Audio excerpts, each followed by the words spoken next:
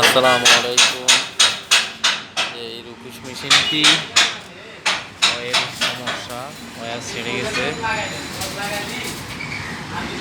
12 মিলি ওয়্যারটা এখন চেঞ্জ করা লাগবে ইমার্জেন্সি, না হয় মালামাল উঠানো অবস্থায় ছিঁড়ে পড়ে যাওয়ার সম্ভাবনা থাকবে। সেই জন্য এই ওয়্যারটি চেঞ্জ করে নতুন আরেকটি ওয়্যার লাগিয়ে দিব। ওয়্যারটির অবস্থা বেশি খারাপ, গুণা বের হয়ে গেছে, ছিঁড়ে গেছে।